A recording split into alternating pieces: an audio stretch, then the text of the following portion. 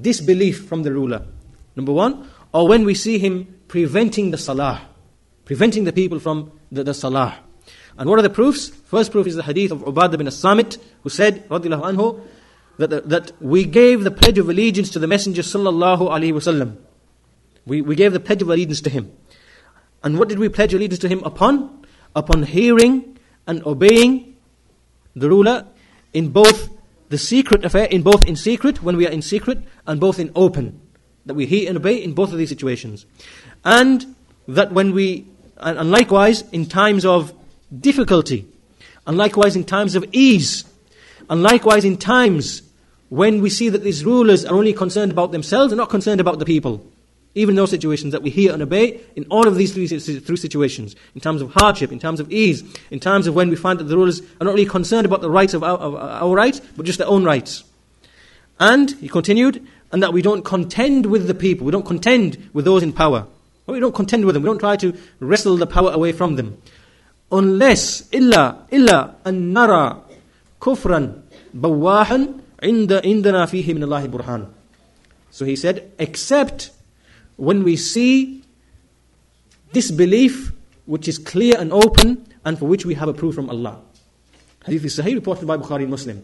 And Shaykh Ibn Uthaymeen, rahimahullah, in the course of speaking about the Algerian crisis which took place in Algeria in the early to mid-90s, and that crisis, that civil war in Algeria, was actually as a result of these same deviant ideologies that we are speaking of today, which came from the books of Mawdudi and Qutb and so on and so forth. And that crisis, that civil war that took place in Algeria, was because of the fitna of takfir and this hakimiyyah and this ideology that these books brought about.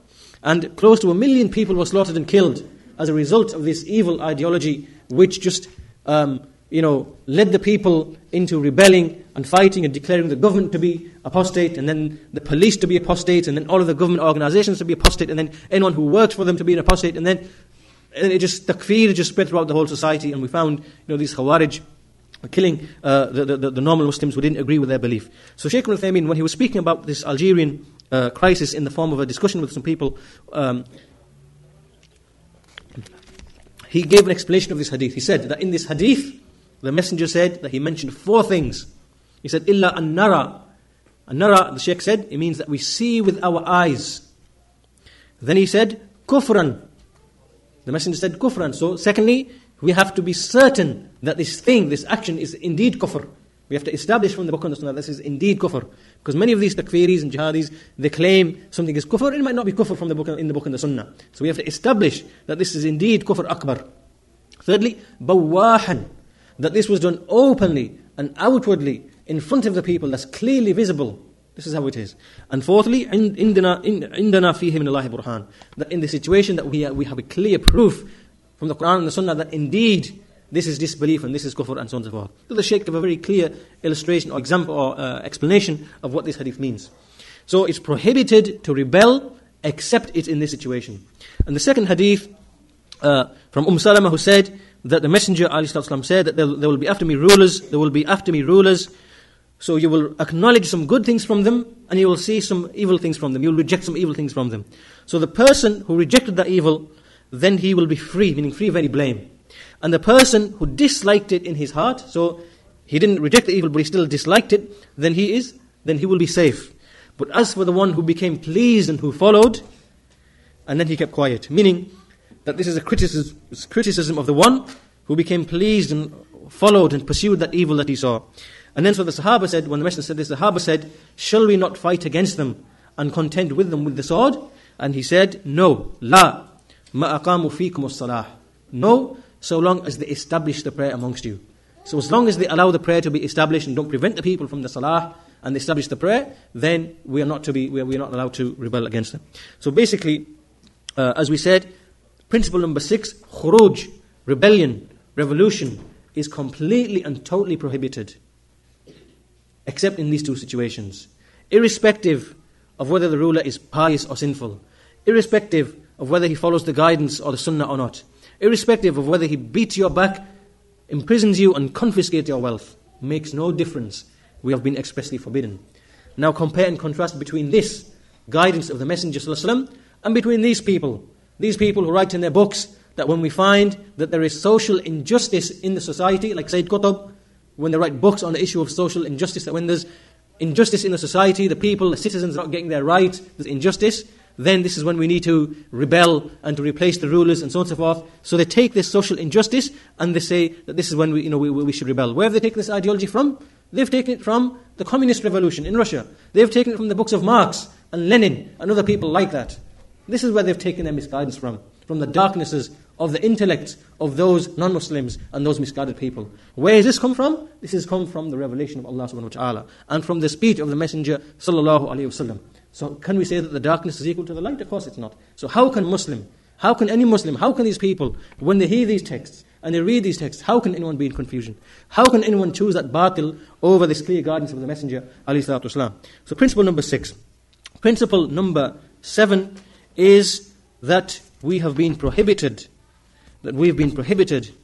from reviling and abusing them. So look at how comprehensive the guidance of the Messenger ﷺ is.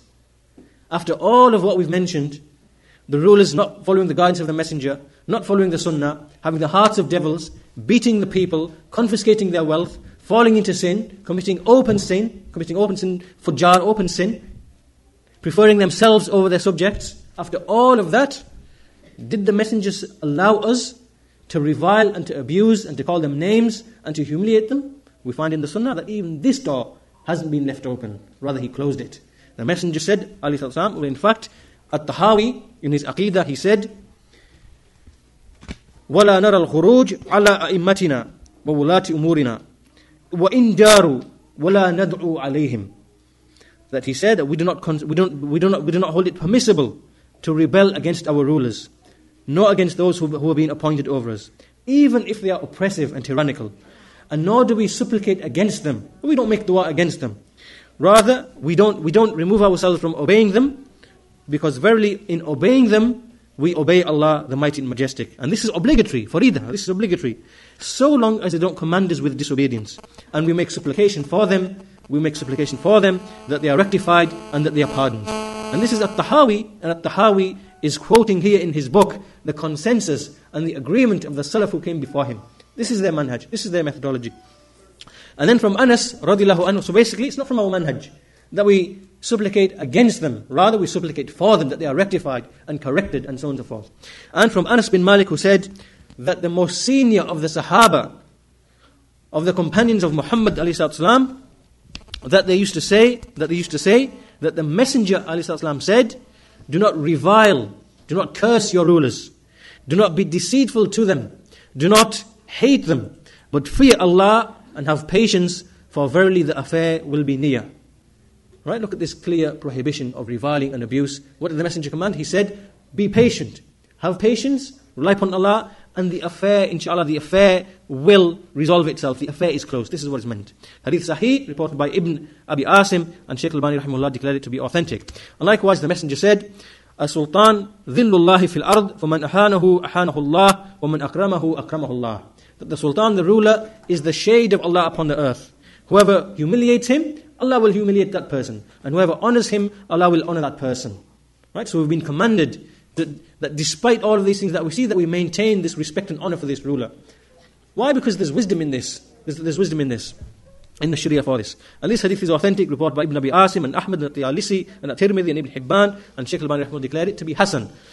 And likewise from Mu'adh bin Jabal, who said that the Messenger ﷺ said, there are 5 things, whoever does a single one of them, then he will have a guarantee from Allah.